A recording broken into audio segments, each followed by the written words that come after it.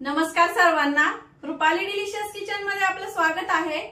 आज आपण पालक गरगट्टा भाजी बघणार आहोत। खायला एकदम टेस्टी लागते आणि करायला एकदम सोपी आहे, कमी साहित्यात होते। तुम्ही ही भाजी भाकरी बरोबर, भाता बरोबर, चपाती बरोबर, बाजरीच्या भाकरी बरोबर अप्रतिम लागते। तर चला मग साहित्य बघूया आणि रेसिपीला सुरुवात करूया। इथं एक गड्डी मस्त पालक, असे छान पानं आणि देठाचा भाग थोडा कमी घेतलाय। बारीक बारीक पानाची छान भाजी आहे, मस्त धुवून घेतली आहे स्वच्छ 3 ते 4 पाण्याने, म्हणजे माती वगैरे असते ती पूर्ण निघून जाते। 8 ते 10 हिरवी मिरची घेतली आहे, तुम्ही तुमच्या तिखटानुसार कमी अधिक करू शकता। लसणाच्या पाकळ्या घेतल्या आहे 15 ते 20, यातले आपल्याला काही फोडणीला लागणार आहे, काही वाटणाला लागणार आहे।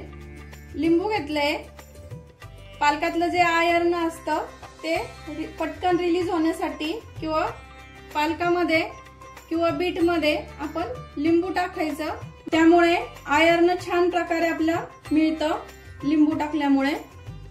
शेंगदाणे घेतली छोटीशी वाटी भरून, 4 चमचे असतील हे। 2 चमचे बाजरीचं पीठ घेतलंय, इथं तुम्ही डाळीचं पीठही वापरू शकता। आणि फोडणीसाठी आपल्याला फक्त लसूण आणि जिरं लागणार आहे, तर इथं मी जिरं घेतलंय आणि चवीपुरतं आपल्याला इथं मीठ घ्यायचंय। तर आता आपण आधी भाजी शिजायला टाकून घेऊया। आपल्याला आधी भाजी उकळून घ्यायची आहे। आता मी भाजी कट वगैरे काहीच करणार नाहीये, अशीच टाकणार आहे। पालकाची पान अशी छान कवळी आहे, तर आपल्या भाजी बुडेल एवढंच आपल्याला इतकं पाणी ठेवायचं आहे। तर मी 1.5 ग्लास पाणी ठेवणार आहे। आधीचा 1 ग्लास टाकलाय आणि आता हा अर्धा ग्लास, तर भाजी बुडेल इतपतच पाणी ठेवायचं। आता पाणी गरम झालं की आपल्याला भाजी टाकून घ्यायची। यामध्ये पाण्याला उकळी आली की आपण आता पालक टाकून घेऊया। आणि आपण जे शेंगदाणे घेतले यातले मी जवळपास 2-1 चमचे उकडायला टाकणार आहे, म्हणजे भाजी बरोबर शेंगदाणे पण छान उकडून निघतील। आता पालक आपल्याला एकदम छान शिजून घ्यायचा आहे, म्हणजे तो शिजल्यावर असा मॅश झाला पाहिजे। आपण मॅशरनी किंवा रवी असते त्याने मॅश करताना एकदम छान असा एकदम बारीक झाला पाहिजे। तर असं तितपत मी आता शिजून घेते। पालक खायला एकदम असं पौष्टिक असतो। छोट्या मुलांना आवडत नसेल तर आपण पराठ्यांमधनं थालीपीठची रेसिपी ऑलरेडी टाकली आहे रुपाली डिलिशियस किचन वरती, तुम्ही जाऊन बघू शकता। पालक आता आपण छान शिजून घेऊया आणि पुन्हा भेटूया। भाजी तर छान शिजली, आता आपली अशी मस्त मॅश होते। गॅस बंद करते आणि यातलं जे पाणी आहे हे आपल्याला वापरायचं आहे, तर आपण हे एका ताटात काढून घेऊया। आणि शेंगदाणे पण छान शिजलेत, टम्म फुगलेत, बघू शकता एकदम मस्त असे। तर सर्व पाणी मी इथं काढून घेतलंय। आता या पाण्यातली पण अशी थोडी जी भाजी आहे ती आपण यामध्ये काढून घेऊया। आता इथं बघू शकता हे पाणी काढून ठेवलंय, तर हे बाजूला ठेवते। आपल्याला फोडणी नंतर हेच पाणी वापरायचं आहे फोडणी दिल्यावर भाजीला। आणि भाजी आपल्याला आता छान मॅश करून घ्यायची आहे। पळीच्या साहाय्याने करू शकता, मॅशरच्या साहाय्याने करू शकता। आता एकदम पूर्ण अशी मॅश करायची, पूर्ण बारीक झाली पाहिजे। बघू शकता अशी भाजी एकदम पूर्ण मॅश करून घेतली पळीच्या साहाय्याने। आता आपल्याला इथं बाजरीचं पीठ टाकून घ्यायचंय, हे पण छान मिक्स करून घ्यायचं या भाजीमध्ये, म्हणजे नंतर टाकलं ना तर गाठी होतात। तुम्ही अशी मिक्स करा, अजिबात भाजीमध्ये गाठी होत नाही, एकदम असा एकसंधपणा येतो भाजीला बाजरीच्या पिठामुळे। तुम्ही इथं सांगितल्याप्रमाणे डाळीचं पीठही वापरू शकता। एकदम पारंपरिक पद्धतीची भाजी ही। आता आपण जे पाणी काढून ठेवलेलं आहे ना, आपण त्यामध्येच हे काढून घेणार आहे, म्हणजे यातले जे घटक आहेत पौष्टिक घटक ते वायाला जात नाही। कढईमध्ये थोडंसं पाणी टाकून आता आपल्याला हे पाणी आणि भाजी पूर्ण अशी मिक्स करून घ्यायची आहे। अशी छान मिक्स करायची ही भाजी आणि पाणी। बघू शकता अशी छान मस्त मिक्स झाली आहे। इथंच आपल्याला लिंबू टाकून घ्यायचंय, पाव लिंबू घेतलंय मी, म्हणजे चतकोर।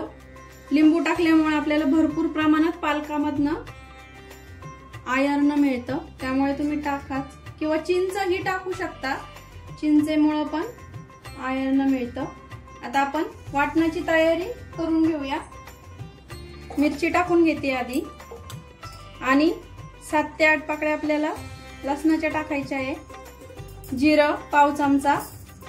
आता हे थोडंसं बारीक करून घ्यायचं आणि मग शेंगदाणे ऍड करायचे याच्यामध्ये, दाखवते मी तुम्हाला। मिरची आणि लसूण असं छान बारीक झाला की आपल्याला 2 ते 3 चमचे इथं शेंगदाणे घ्यायचे। तुम्ही शेंगदाणे पण कमी अधिक करू शकता आणि थोडंसं आपल्याला इथं पाणी टाकून घ्यायचंय। आता हे पण बारीक करते थोडंसं, बघू शकता असं करून घेतलंय मी। खूप जास्त फाईन पेस्ट नाही करायची आपल्याला, नाहीतर चव नाही लागत। आता आपल्याला हे शेंगदाण्याचं हिरवी मिरचीचं जे वाटण आहे ते पण यामध्येच टाकून घ्यायचंय आणि हे पण भाजीमध्ये असं मिक्स करायचंय आपल्याला। छान मिक्स करून घ्यायचंय एकजीव। इथं कढईमध्ये तेल गरम करायला टाकले 1.5 पळी, तुम्ही तेल पण कमी अधिक करू शकता। पाव चमचा इथं जिरं टाकून घेते।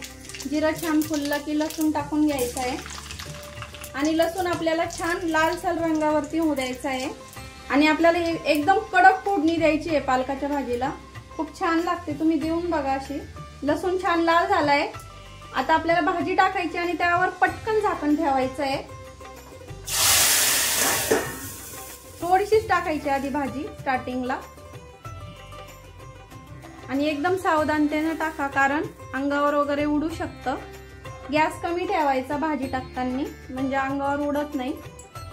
आता झाकण खोलूया, बघू शकता एकदम अशी मस्त कडक फोडणी बसली भाजीला। आता सर्व भाजी मी इथं टाकून घेते। अशी इतपत पातळ ठेवायची, भाकरी सोबत वगैरे खाणार असले किंवा भाताबरोबर चपाती बरोबर सगळ्या बरोबर अशाच पद्धतीची छान लागते ही भाजी। आणि सगळ्यात शेवटी आपल्याला इथं चवीपुरतं मीठ टाकून घ्यायचंय। आता आपल्याला 10 मिनिटं ही छान शिजून घ्यायची आहे, आणखीन उकळून घ्यायची आहे, म्हणजे तिचा आपण जे वाटण वाटून घेतलंय त्याचा आणि पालकाच्या भाजीचा असं छान फ्लेवर एक मिक्स होईल आणि छान लागेल भाजी खाताना। तर आपण आता 10 मिनिटं छान शिजून घेऊया पुन्हा। 10 मिनिटं झाले। बाजरीच्या पिठामुळं भाजी एकदम अशी एकजीव झाली आहे, सगळं एकसंध असा एकसंधपणा येतो भाजीला। तुम्ही कुठलाही पीठ वापरू शकता इथं। तर आता गॅस बंद करते, 10 मिनिटं झाले, भाजी शिजली छान। आता सर्व करून घेते। पालक गरगट्टा रेसिपी तुम्हाला कशी वाटली नक्की सांगा कमेंट मध्ये आणि रेसिपी नक्की ट्राय करा। रेसिपी कशी वाटली कमेंट मध्ये नक्की सांगा। रेसिपी आवडली असेल तर लाईक शेअर सबस्क्राईब करायला विसरू नका। रेसिपी नक्की ट्राय करा, कारण घरचं जेवण हे खरंच स्वादिष्ट असतं। असेच छान छान रेसिपी सोबत पुन्हा भेटूया, तोपर्यंत बाय बाय।